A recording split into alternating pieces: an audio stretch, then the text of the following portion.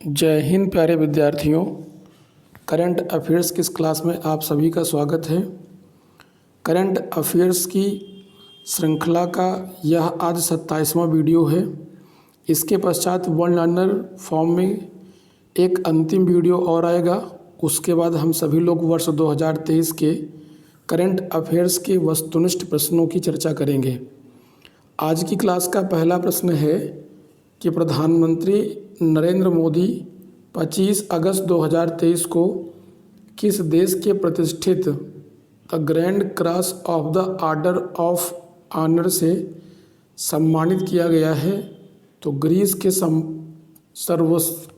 सर्वश्रेष्ठ नागरिक सम्मान से सम्मानित किया गया है। पुरस्कार का नाम क्या है? The grand cross of the order of honour. प्रधानमंत्री नरेंद्र मोदी ने प्रतिवर्ष 23 अगस्त को कौन सा दिवस मनाए जाने की घोषणा किया है? तो प्रधानमंत्री जी ने वर्ष 2023 से 23 अगस्त को राष्ट्रीय अंतरिक्ष दिवस के रूप में मनाने की घोषणा की है। 69वें राष्ट्रीय फिल्म पुरस्कार में किस फिल्म को वर्ष 2021 की सर्वश्रेष्ठ फीचर फिल्म घोषित किया गया है? तो आर माधवन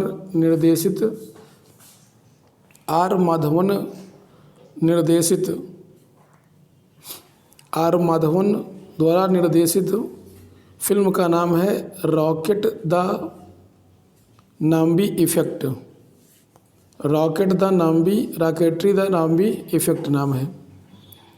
अगला प्रश्न है कि 22 अगस्त 2023 को भारत के निर्वाचन आयोग ने मतदाता जागरूकता और शिक्षा अभियान हेतु 3 वर्षों के लिए किसे नेशनल आइकन बनाने की घोषणा किया है? तो भारत के क्रिकेटर सचिन तेंदुलकर को 3 साल के लिए इलेक्शन कमीशन ने नेशनल आइकन बनाने का निर्णय लिया है, जो लोगों को मतदान के प्रति जागरूक करेंगे। 20 अगस्त 2023 को किस शिक्षण संस्थान को 2020-21 के लिए 25वें राजीव गांधी राष्ट्रीय सद्भावना पुरस्कार से सम्मानित किया गया है? वनस्थली विद्यापीठ को सम्मानित किया गया है। प्रतिवर्ष विश्व वरिष्ठ नागरिक दिवस कब मनाया जाता है? 21 अगस्त को मनाया जाता है। केंद्र सरकार ने कलकत्ता हाई कोर्ट के पूर्व मुख्य न्यायाधीश न्यायमूर्ति प्रकाश श्रीवास्तव को हाल ही में किस संस्था के नए चेयरमैन नियुक्त करने को मंजूरी दिया है? तो नेशनल ग्रीन ट्रिब्यूनल अर्थात NGT के अध्यक्ष के रूप में नियुक्त करने का निर्णय लिया है। किसने लिया है? केंद्र सरकार ने। किसको? न्यायमूर्ति प्रकाश श्रीवास्तव, जो कलकत्ता हाई कोर्ट के पूर्व मुख्य न्यायाधीश रह चुके हैं। अगर नेशनल ग्रीन ट्रिब्यूनल की बात करें तो इसकी स्थापना 18 अक्टूबर सन 2010 को हुई थी और इसका वर्तमान में मुख्यालय नई दिल्ली में है। यह हमारे देश में पर्यावरण संबंधी मामलों की कॉन्स्टिट्यूशनली बॉडी है, सांविधिक संस्था है। देश का पहला 3D प्रिंटेड पोस्ट ऑफिस 18 अगस्त 2023 को कहाँ शुरू किया गया है? बेंगलुरु में शुरू किया गया है। बेंगलुरु को भारत की सिलिकॉन वैली कहा जाता है। यह कर्नाटक की राजधानी है। तो इंडिया का पहला 3D printed post office Bengaluru में स्टार्ट किया गया है। राष्ट्रपति द्रौपदी मुर्मू ने स्वतंत्रता दिवस 2023 के अवसर पर सशस्त्र बलों और केंद्रीय सशस्त्र पुलिस बलों के कितने सदस्यों को वीरता पुरस्कारों की मंजूरी दे दी है? तो कुल 76। अगला प्रश्न है कि कौन सा बहुपक्षीय नौसेना अभ्यास 11 से 21 अगस्त 2023 तक सिडनी में आयोजित किया गया है? मालाबार 2023 का आयोजन किया गया है। गवर्नमेंट ई मार्केट प्लेस ने अपना 7वां स्थापना दिवस कब मनाया है? 10 अगस्त 2023 को मनाने का निर्णय लिया गया है। अगला है कि DMRC DMRC ने कार्बन उत्सर्जन कम करने के बारे में यात्रियों को शिक्षित करने के लिए किस पहल का अनावरण किया है? तो कार्बन लाइट मेट्रो ट्रैवल पहल का अनावरण किया गया है। यदि बात करें DMRC का, तो इसका पूर्ण रूप होता है दिल्ली मेट्रो रेल कॉरपोरेशन, जो दिल्ली में मेट्रो रेल को संचालित करने के लिए मुख्य उत्तरदायी संस्था है। DMRC की स्थापना सन 2002 में हुई थी। जबकि आप सभी को पता होना चाहिए कि हमारे देश की पहली मेट्रो ट्रेन कलकत्ता में चलाई गई थी वर्ष 1984 ईस्वी में, जबकि इसकी आधारशिला वर्ष 1972 में रखी गई है। LOC के पास भारत के पहले पोस्ट ऑफिस का उद्घाटन जम्मू कश्मीर के किस ज़िले में किया गया है? तो जम्मू कश्मीर के कुपवाड़ा ज़िले में किया गया है। अगला प्रश्न है कि केंद्रीय नागर विमानन मंत्री ज्योतिरादित्य सिंधिया ने 24 सितंबर 2023 को अरुणाचल प्रदेश के किस हवाई अड्डे पर नए टर्मिनल भवन का उद्घाटन किया है? तेजू हवाई अड्डे का उद्घाटन किया है, जो कि अरुणाचल प्रदेश में स्थित है। अरुणाचल प्रदेश की राजधानी क्या है? ईटानगर। और अरुणाचल प्रदेश के वर्तमान में मुख्यमंत्री कौन है? पेमा खांडू हैं। अगला प्रश्न है कि राष्ट्रपति द्रौपदी मुर्मू ने 21 सितंबर 2023 को पहले उत्तर प्रदेश अंतर्राष्ट्रीय व्यापार प्रदर्शनी का उद्घाटन कहाँ किया है? तो ग्रेटर नोएडा में किया है, जो कि गौतम बुद्ध नगर के अंतर्गत आता है। अगला प्रश्न है कि दक्षिण राज्यों या केंद्र शासित प्रदेशों के पशुपालन एवं डेयरी क्षेत्र के क्षेत्रीय समीक्षा बैठक 15 सितंबर 2023 को कहाँ आयोजित किया गया है? तो केरल के तिरुवनंतपुरम में आयोजित किया गया है। हाल ही में quality council of India QCI के एक मोबाइल एप्लीकेशन ऐप सरपंच संवाद का अनावरण कहाँ किया गया है? तो गुवाहाटी में किया गया है। गुवाहाटी कहाँ है? असम में है। ध्यान रखें, असम की राजधानी क्या है? दिसपुर है। और असम के मुख्यमंत्री हेमंत बिस्वा शर्मा हैं।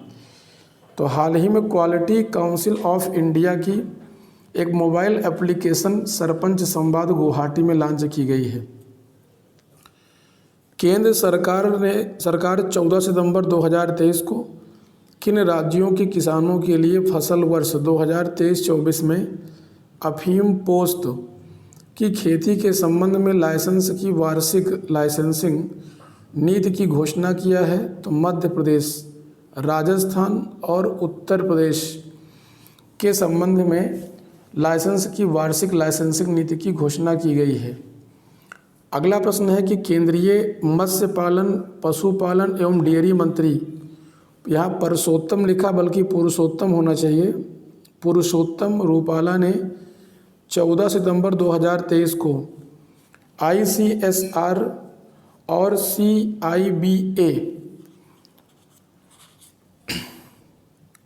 ICAR केंद्रीय खारा जल मत्स्य पालन संस्थान यानी झींगा किसान सम्मेलन 2023 के दूसरे संस्करण का उद्घाटन कहाँ किया गया है?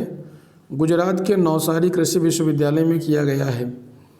प्रधानमंत्री नरेंद्र मोदी ने 14 सितंबर 2023 को 20,000 से 1 लाख की आबादी वाले 100 पिछड़े शहरी निकायों में आकांक्षी शहर योजना इंस्पिरेशनल सिटी स्कीम लागू करने के प्रस्ताव को मंजूरी दिया है। उत्तर प्रदेश ने मंजूरी प्रदान की है। उत्तर प्रदेश राज्य की स्थापना 24 जनवरी 1950 ईस्वी को हुई थी। ध्यान रखेंगे, 24 जनवरी 1950 को उत्तर प्रदेश की स्थापना की गई थी और उत्तर प्रदेश के पहले मुख्यमंत्री गोविंद वल्लभ पंत थे। 24 जनवरी को चूँकि उत्तर प्रदेश की स्थापना हुई थी, इसलिए 24 जनवरी को उत्तर प्रदेश का स्थापना दिवस वर्ष 2018 से मनाया जा रहा है।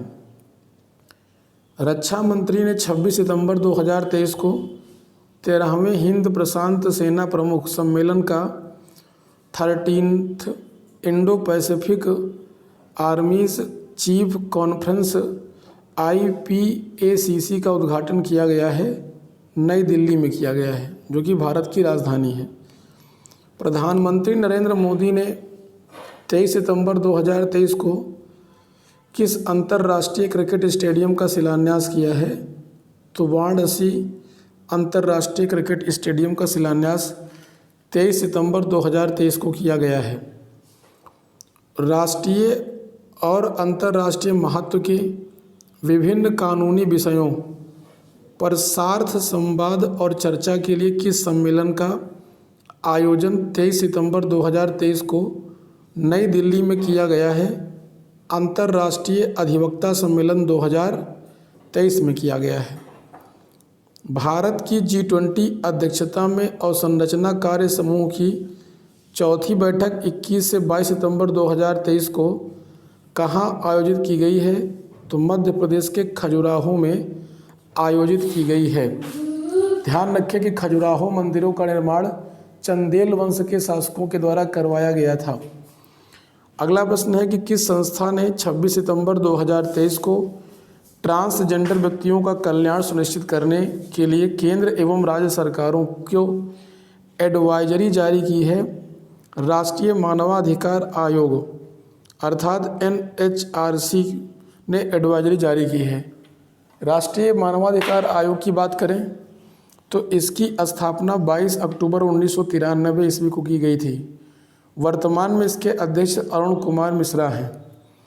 केंद्रीय मत्स्य पालन, पशुपालन और डेयरी मंत्री पुरुषोत्तम रूपाला ने 20 सितंबर 2023 को मत्स्य पालन विभाग के वार्षिक क्षमता निर्माण योजना का शुभारंभ कहाँ किया है? तो नई दिल्ली में किया है। अगला प्रश्न देख लेते हैं। भारत के राष्ट्रीय मानक निकाय भारतीय मानक ब्यूरो BIS द्वारा देश भर के स्कूलों और कॉलेजों में कितने मानक क्लब स्थापित किए गए हैं? तो कुल 6467 मानक क्लब स्थापित किए गए हैं। 18 सितंबर 2023 को डिजिटल इंडिया टॉक शो सह इंटरेक्टिव सत्र का आयोजन कहाँ किया गया? दिल्ली विश्वविद्यालय में किया गया है। कहाँ किया गया है? तो दिल्ली विश्वविद्यालय में किया गया है। केंद्र सरकार ने भारत की कम लागत वाली किस एयरलाइन को हाल ही में अंतर्राष्ट्रीय उड़ानें संचालित करने की अनुमति दिया है? तो आकाशा एयर को उड़ाने की अनुमति प्रदान की गई है। अगला प्रश्न है कि भारत की G20 अध्यक्षता के तहत G20 फ्रेमवर्क वर्किंग ग्रुप की चौथी और अंतिम बैठक 18 से 29 सितंबर 2023 को कहाँ आयोजित की गई है? तो छत्तीसगढ़ की राजधानी रायपुर में आयोजित की गई है। 19 सितंबर 2023 को संसद की कार्यवाही नए संसद भवन में शुरू हो गई। अब पुराने संसद भवन को किस नाम से जाना जाएगा? इसको संविधान सदन के नाम से जाना जाएगा। 18 अगस्त 2023 को यूनेस्को के विश्व धरोहर स्थल में शामिल होने वाला भारत का 42वां स्थल कौन बना है? तो कर्नाटक के होयसल के पवित्र मंदिर समूह को यूनेस्को के 42वें विश्व धरोहर स्थल के रूप में शामिल किया गया है। अगला प्रश्न है कि सूचना और प्रसारण मंत्रालय ने नई दिल्ली में भारत की G20 प्रेसिडेंसी पर किस नाम से एक ई बुक का अनावरण किया है? पीपल्स G20 नाम से एक नई ई बुक का अनावरण किया गया है। रक्षा विज्ञान, प्रौद्योगिकी और उद्योग सहयोग पर भारत मलेशिया संयुक्त उप समिति की 10वीं बैठक 18 सितंबर 2023 को कहाँ आयोजित की गई है? तो भारत की राजधानी नई दिल्ली में आयोजित की गई है। 18 सितंबर 2023 को यूनेस्को की विश्व धरोहर सूची में शामिल होने वाला भारत का 41वां यूनेस्को विश्व धरोहर स्थल कौन सा है? तो शांति निकेतन है। शांति निकेतन एक ऐसा स्थल है जो गुरुदेव रविंद्रनाथ टैगोर की समाधि स्थल है। नीति आयोग के सदस्य प्रोफेसर रमेश चंद ने 13 सितंबर 2023 को कृषि सांख्यिकी आंकड़ों से संबंधित किस पोर्टल का शुभारंभ किया है? तो एकीकृत पोर्टल अर्थात UPAG पोर्टल का उद्घाटन किया गया है। केंद्रीय जल शक्ति मंत्री गजेंद्र सिंह शेखावत ने 15 सितंबर 2023 को कहाँ से अखिल भारतीय स्वतंत्रता पखवाड़ा स्वच्छता ही सेवा 2023 अभियान का शुभारंभ किया गया है? जयपुर में किया गया है। जयपुर राजधानी किसकी है? राजस्थान की राजधानी है। और जयपुर के वर्तमान में मुख्यमंत्री कौन है?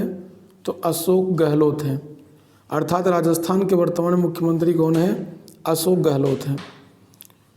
अगला प्रश्न है कि CSIR NISCPR ने 15 सितंबर 2023 को एक सप्ताह एक लैब कार्यक्रम का आयोजन कहाँ किया है? तो भारत की राजधानी नई दिल्ली में किया है। यदि यहाँ पर CSIR की बात करें तो CSIR का फुल फॉर्म होता है council of scientific and industrial research, अर्थात वैज्ञानिक तथा औद्योगिक अनुसंधान परिषद, जिसकी स्थापना 1942 में हुई थी। इसका मुख्यालय नई दिल्ली में स्थित है। यदि NISCPR की बात करें तो इसका पूर्ण रूप होता है national institute of science communication and policy.